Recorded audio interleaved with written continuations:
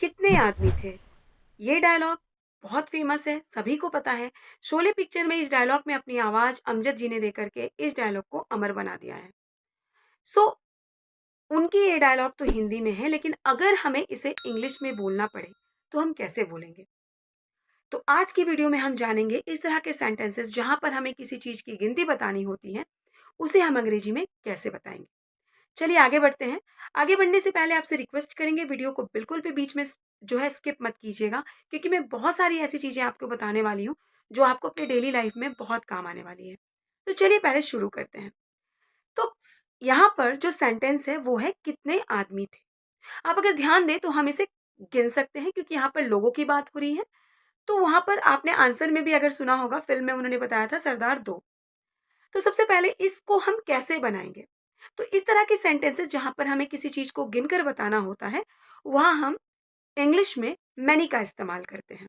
ठीक है, जब हम गिनकर बता सकते हैं। तो इस सेंटेंस को हम कैसे बनाएंगे? बहुत ही सिंपल है। सवाल था कितने आदमी थे। सेंटेंस पास्ट टेंस को दर्शाता है क्योंकि थे लगा हुआ है।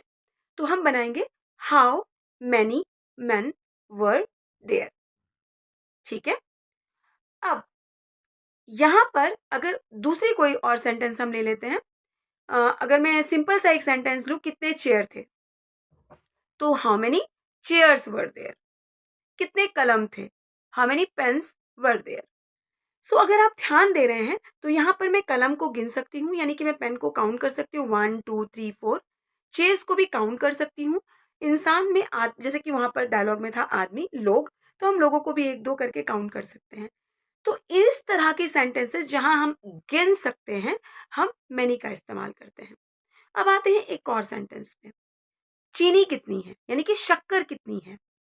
क्या शक्कर को हम गिन सकते हैं?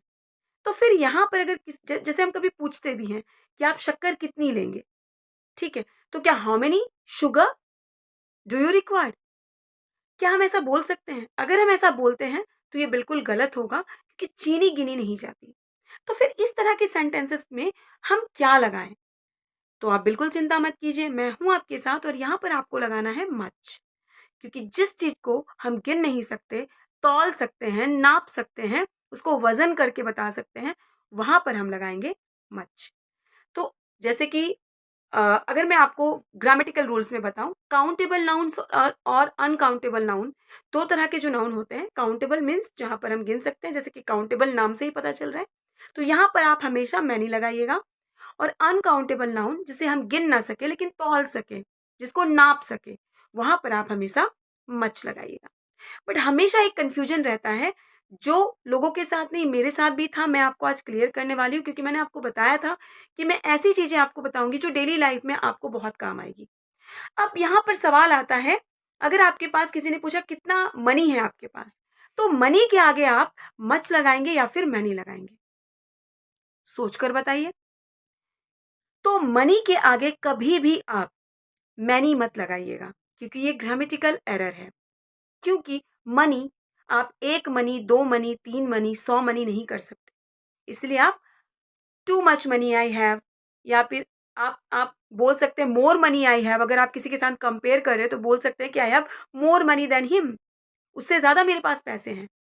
लेकिन अगर यहाँ पर नोट्स होती, क्वाइंस होती, तो आप इसे मैनी के साथ बोल सकते थे, आई हैव मैनी क्वाइंस। क्योंकि आप क्वाइंस को गिन सकते हैं ना, सिक्कों को गिन सकते हैं, नोट्स को गिन सकते हैं।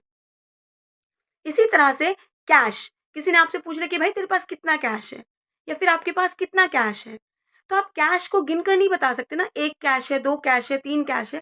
आप बोल सकते हैं मेरे पास बहुत सारे कैश है। तो यहां पर भी आप कभी भी मैनी का इस्तेमाल मत कीजिएगा, आप यहाँ पर मच का इस्तेमाल कर सकते हैं। ठीक है। सो ये चीजें हम डेली अपने लाइफ में इस्तेमाल करते हैं। तो मैं फिर से एक बार रिकैप कर देती हूँ। जब भी आपको कोई चीज काउंटेबल बतानी हो, जिसकी गिनती कर सकते हैं, यहां पर आप हमेशा मैनी का इस्तेमाल कीजिए। जैसे आई हैव मैनी पेन्स। ठीक है। जहां पर आप नहीं गिन सकते, वहां पर आप मच का इस्तेमाल कीजिए। तो अभी मैं एक एग्जाम्पल के तौर पे बता देती हूँ। जैसे माँ हमसे बहुत प्यार करती है, तो हम प्यार यानी माँ के प्यार के साथ मैनी नहीं लगा सकते। ममा मैनी लव्स मी नहीं, mama loves me much, so much.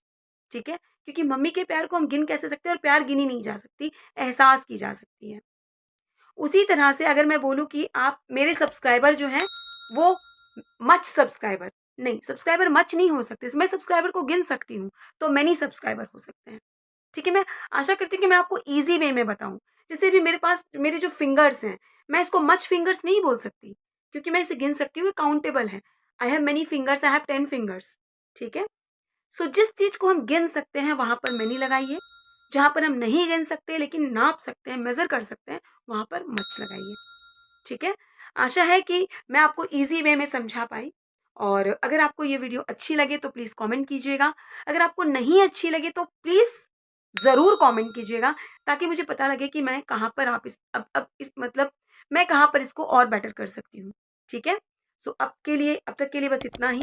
फिर से मैं नेक्स्ट वीडियो में कुछ और लाने की कोशिश करूँगी। Thank you so much.